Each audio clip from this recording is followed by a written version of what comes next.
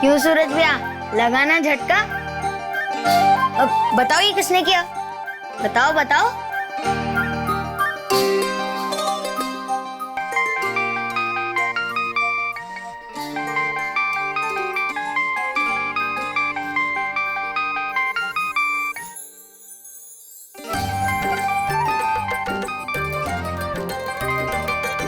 छोटू, phone की घंटी कहाँ से आ रही है?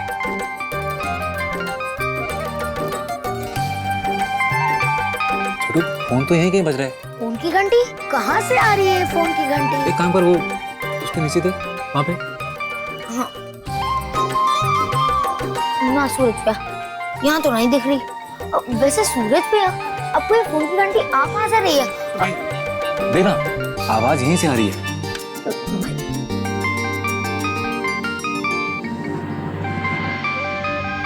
देखना, मैंने कहा था ना। भाई जी, ये किसी का फोन तो ना छूट गया यहाँ पे? लगता है किसी कस्टमर का छूट गया होगा। जल्दी से उठा लीजिए, कहीं उसी कस्टमर का फोन ना हो।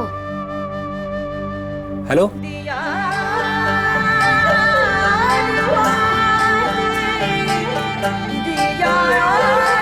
हेलो भाई साहब, आपका एक फोन हमारी मिठाई की दुकान पे छूट गया है। आप एक काम कीजिए, आप अपना नाम और पता बता दीजिए, हम आपका फोन वहां पे पहुंचा देंगे। छोटू, वहां से कॉपी और पेंसिल तो रहा जी। हेलो भाई साहब, आप बोलते क्यों नहीं? देखिए, मैंने आपको कहा ना कि आप अपना नाम और पता हमें बता दीजिए, हम किसी के हाथ आपका फोन आपके घर पे पहुंचा देंगे। किसी और के हाथ भेजने की क्या जरूरत है? आप खुद ही आ जाइए ना। मैं तो आपसे मिलने के लिए कब से बेचैन हूँ, और आप कह रहे हैं कि किसी और को भेज देंगे। वैसे भी बहुत नाम सुना है आपका।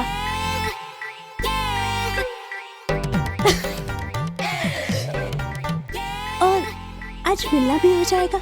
अपने चाहने वालों को भी तो एक मौका दीजिए मिलने का। देखिए, ये आप क्या कर रही हैं मैडम जी? आप ऐसी बातें मत कीजिए। मैं एक शादीशुदा इंसान हूँ और मैंने आज तक अपनी पत्नी के अलावा और किसी के बारे में सोचा तक नहीं। कोई बात नहीं, वैसे फोन पर ही सही मुलाकात तो हो ही गई है आपसे। कब से तमन्ना थी आपसे मिलने और बात करने की। कैसी बातें कर रही हैं आप? वैसे एक बात बताओ, आप चाहे ना चाहे पर आज से आप मेरे बारे में सोचेंगे जरूर। देखिए मैं... अच्छा, अभी नाम पता लिख लीजिए, मुलाकातें तो होती रहेंगी। जी जी, बोलिए। लिखिए, वो आई नी। वो आई ने...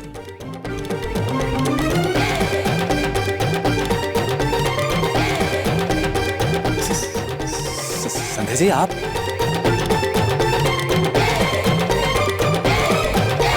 पता तो लिख ही लिया है, अब नाम भी लिख लीजिए कि किसका है ये फोन। किसी ऐसे वैसे का नहीं है, मशहूर कुक सूरज जाटी का है। उसका मैं किसी से भी पूछेंगे ना तो घर तक छोड़कर आएगा।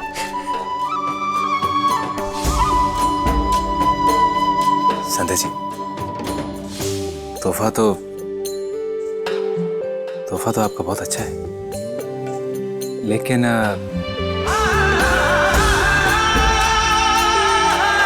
छवि की परीक्षा के बाद मुझे वही चाहिए जो आपको बोला था।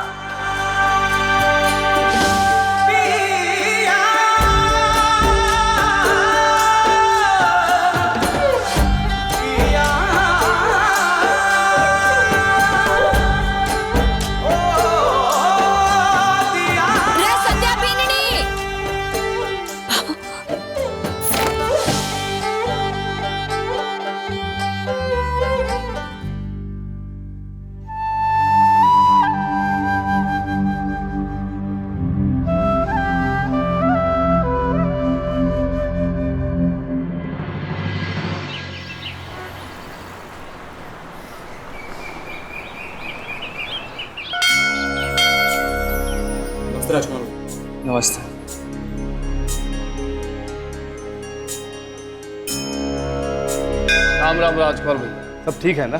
राम राम भैया। कैसे हो राजकुमार बेटा? सब आपका आशीर्वाद है पुजारी जी। ये राजकुमार आपके साथ है क्या? पंडित जी ये हमारी दुकान पे काम करता है, और हाँ, ये हमारे परिवार के सदस्य जैसे ही है। बड़ा नेक लड़का है बेटा ये। अरे वाह भाई राजकुमार, तुम्हें आए हुए कुछ ही दिन हुए हैं और ऐसे प्रसिद्ध हो गए जैसे कि बचपन से इधर ही रहते हो। तोले भर की जबान है, अगर इंसान चाहे तो संसार में सबको अपना बना सके।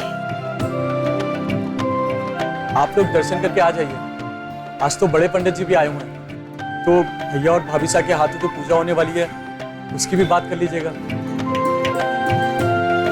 अरे वो तो हम कर ही लेंगे, पर तू कटे जा रहा है? जी, वो मेरा शिव रक्षा स्त्रोत का 14 पाठ का नियम है, तो थोड़ा समय लगेगा। उम्र छोटी है, लेकिन देखो धर्म कर्म के काम में सबसे आगे। छोरा, तू थारो पाठ कर है, मैं लोग चला। चल छोरा। आइए बाबा।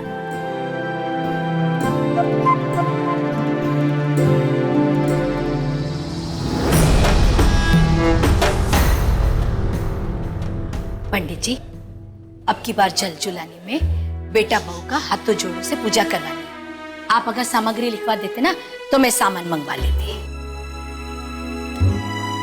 सामग्री की सूची तो मैं लिखवा दूंगा, लेकिन सबसे पहले आपको पहचान पत्र के लिए सभी का नाम देना पड़ेगा। पहचान पत्र? पहचान पत्र किस लिए पंडित जी? क्या बताएं भाभी जी, इस बार पुलिस ने जल जिलाने की सुरक्षा व्यवस्था बहुत तेज कर दी। सभी भक्तजनों के लिए नया नियम बनाया है कि जो भी मंदिर के अंदर आएगा उसे अपने साथ पहचान पत्र लाना पड़ेगा, और जो पहचान पत्र नहीं लाएगा उसे पुलिस मंदिर के अंदर नहीं आने देगी। आप भी अपना पहचान पत्र बना लीजिए ताकि आप पूजा करवा सकें। पर ये सब तो पहले ना था ना पंडित जी, मंदिर में पुलिस को क्या काम? बाबू, आपको याद है डीएसपी साहब ने क्या कहा था कि पुष्कर में आतंकवादी घुसा है, और ये लोग हमेशा ऐसी जगह को निशाना बनाते हैं जहां बहुत ज्यादा भीड़ हो। कल चुका गया है, कल चुका। मंदिर में भी पाप करने से बाज नहीं आवे। निर्दोषों का खून बहाकर ना जाने इन आतंकवादियों को क्या खुशी मिले। पिछली बार जब पुष्कर में बम फटा था ना, जब तक हमारा छोरा सूरज घर न आया था ना, मेरी आत्मा कांप रही थी।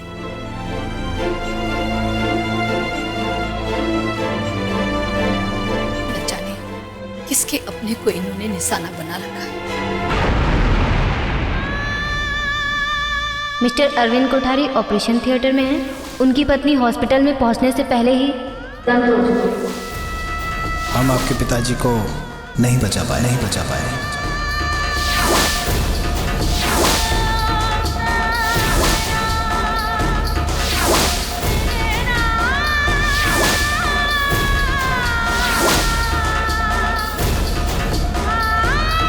हे नारायण जी, रक्षा करें सबकी।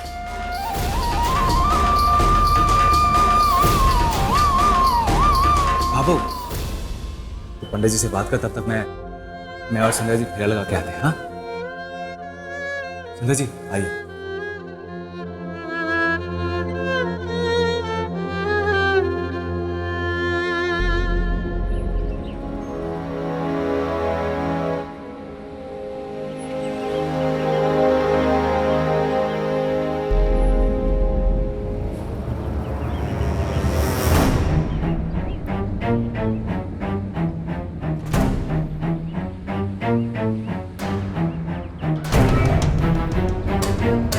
राम राम चाचा। अरे बेटा राजकुमार, तुम कैसे हो? बस कृपा है भगवान की। रामदीन काका, आपकी बेटी की सगाई ठीक से हो गई ना? अरे तुम जैसे देवता इंसान सहायता करें तो विघ्न कैसे हो सकता है बेटा? सब कुछ ठीक ठाक हो गया। काका, आपने खाना नहीं खाया अभी तक? नहीं बेटा। क्यों? देखो काका, काम अपनी जगह और सेहत अपनी जगह। चलिए आप खाना खाइए, मैं आपका काम संभालता हूँ। अरे बेटा तुम क्यों तकलीफ करोगे? अरे काका आपने बेटा कहा ना, तो तकलीफ कैसी? आप जाइए, मैं संभालता हूँ। ठीक है बेटा।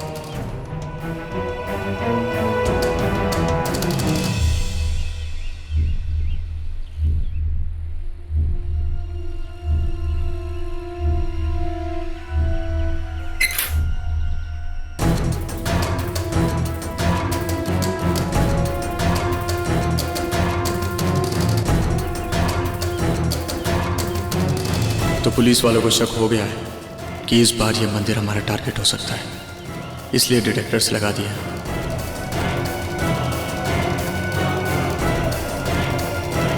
कितने भी चोंच लेकर तुम्हारी नाक के नीचे धमाका करूंगा। इस पुष्कर पुष्कर में ऐसी खून की होली खेली जाएगी कि आने वाली पुश्तें भी याद करेंगे।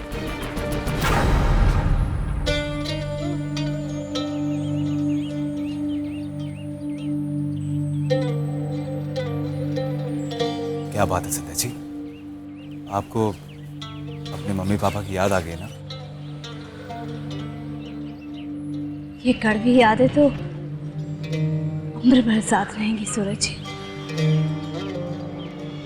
वो मनहूस दिन कैसे भूल सकती हूँ मैं, जिसने अचानक रात कर दिया मुझे। जिंदगी बदल दी मेरी।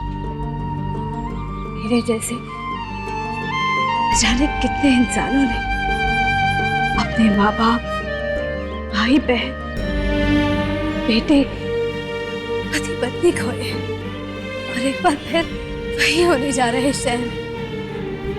हमें इसे रोकना होगा सूरज जी। संध्या जी, आपने सुना नहीं पंडित जी ने क्या कहा था? और डीएसपी साहब ने खुद कहा है कि उन्होंने सुरक्षा बढ़ा दी है, और इसमें आप और हम और आम जनता क्या कर सकते हैं? हम सबको हिम्मत से, साहस से और हौसले से काम लेना चाहिए। आप चिंता ना कीजिए। सूरज जी, आतंकवादियों के लिए सबसे बड़ी डाल आम जनता ही होती है। वो पुष्कर में है, इसका मतलब हमारे बीच किसी भी गली, किसी भी रूप में हो सकते हैं। अगर हम सब सावधान होकर अपनी आँख कान खुले रखें तो शायद उन्हें पकड़ा जा सकता है।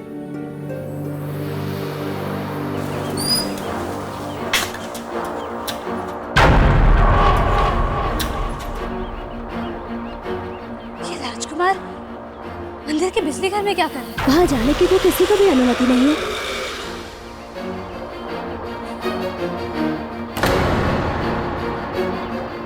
राजकुमार, तुम पूजा के लिए मंदिर आए थे ना? फिर अंदर क्या कर रहे थे? जी तुम जानते हो ना कि अंदर जाना मना है।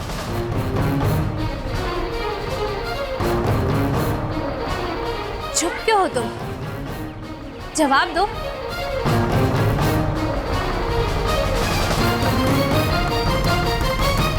ऐसा क्या काम पड़ गया जो तुम्हें अंदर जाना पड़ा? जी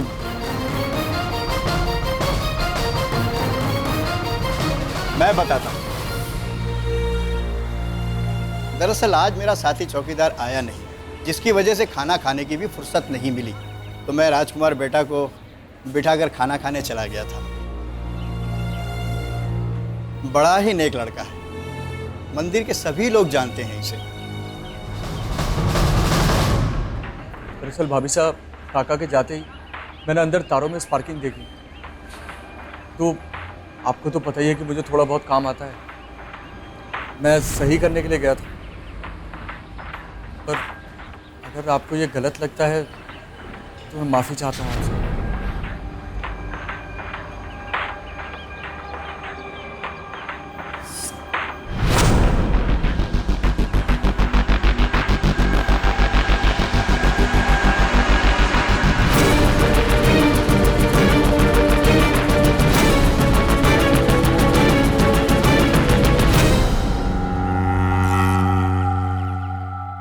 अरे थारा दिमाग तो ठीक है। मैंने छवि के फेल होने की खुशखबरी देने के लिए थारे को फोन किया था। खुश होने की बजाय तुम मारे को सच बोलने का पाठ पढ़ा रही है। क्यों री? जी कब तक झूठ पे झूठ बोलोगी तुम? हाँ, 1 महीना 2 महीना कब तक? कभी ना कभी तो वो लोग चतुरी के गांव जाएंगे और उनको सच्चाई पता चली जाएगी ना। इससे पहले कहीं और से सच्चाई पता चले तुम ही सच्चाई बताकर माफी मांग लो। प्लीज जीजी। तू की चाहती है हाँ कि जल्लाद को अपनी गर्दन का माप दे ताकि फांसी का फंदा मारे लिए तैयार कर ले? अरे माफी तो छोड़, भाभो को अगर सच का पता चल गया ना तुम्हारे को जहर भी ना देंगी। वो थानेदानी वो तुम्हारे को जेल पहुंचा कर ही दम लेंगी। अरे सच्चाई का भूत तो पैदा होगा नहीं। थारे और मारे अलावा एक चतुरी थी जो परलोक से धार गई। बताएगा कौन?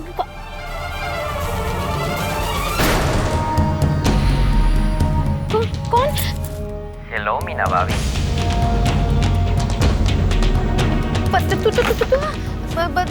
हेलो मीना भाभी। तुमने कुछ सुना? Oh yes. I heard you murmuring on the phone.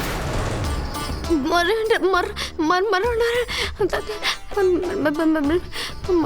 गई मैं। इस अंग्रेज के बच्चे ने तो सब सुन लिया। देख बैंगन भैया, तू तुम्हारा भाई जैसा ही है। मैं तो कहूँ भाई ही है। देखना थारा रंग मारा रंग एक जैसा ही है। तूने जो सुना ना किसी को ना बताना, भूल जा। मैं तुझे 10,000 की साड़ी दूंगी। हाँ अगर किसी को कुछ कहना नहीं। हाँ बोल ना। No. What are you saying, Meena Bhabhi? No Hindi. Too tough.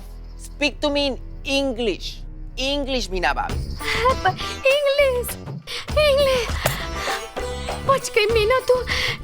इस अंग्रेज के बच्चे ने तो कुछ ना सुना और इसका सुनना तो ना सुनने के बराबर ही है। आए। और तुझे क्या लगा था मैं थारे को 10,000 की साड़ी दे दूंगी? थारे को तो 10 रुपए का रुमाल भी ना दूं। घर को धर्मशाला बना के रखा हुआ है बिमल के भेष में Bimla. What is this Bimal and Bimla? She's a little bit crazy now.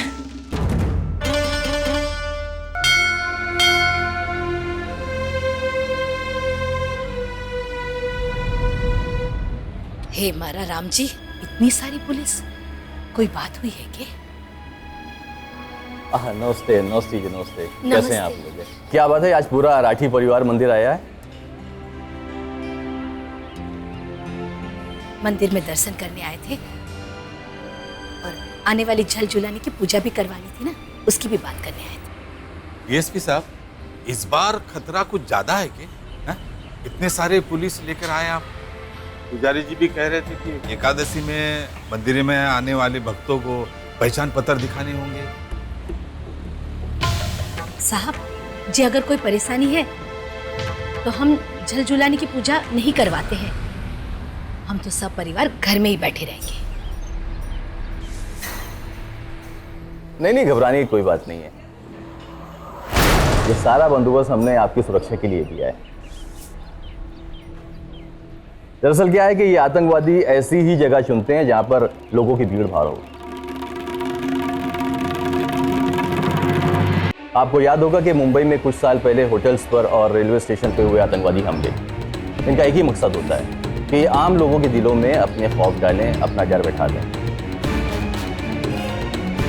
और आम जनता अगर इनसे डर गई और अपने घरों में बैठ गई तो समझ लीजिए ये प्रशासन और पुलिस डिपार्टमेंट की हार होती है। इसलिए मेरा आप सभी लोग से निवेदन है कि आप भी हमारी मदद करें, अलर्ट रहें। किसी भी तरह का आपको शक होता है, किसी भी तरह का आपको क्लू मिलता है तो प्लीज पुलिस डिपार्टमेंट को इन्फॉर्म करें।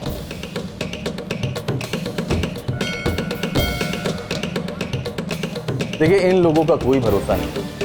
ये अपने काम को अंजाम देने के लिए हमारे बीच, हमारे मोहल्ले में, हमारी गलियों में, हमारे घर में कहीं छिपे बैठे हों। देखिए, ये हमारा घर है। आतंकवाद के डर से हम इसे छोड़ के तो जा नहीं सकते। हमें भागने की बजाय हमें डटकर इनका सामना करना पड़ेगा। बिल्कुल सही कह रहे डीएसपी साहब। आप अपना काम कीजिए, हम भी अपना काम करेंगे।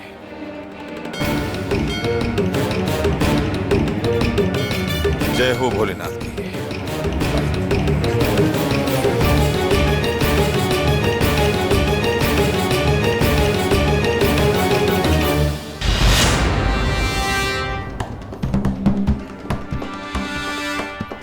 सर, आपने कहा था ना कि आम जनता को सावधान रहना चाहिए और अगर कुछ भी अंदेशा हो तो तुरंत पुलिस को इत्तला करें।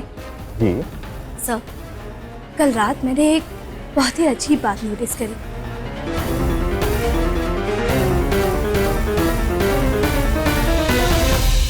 हो दिया और बाती हम।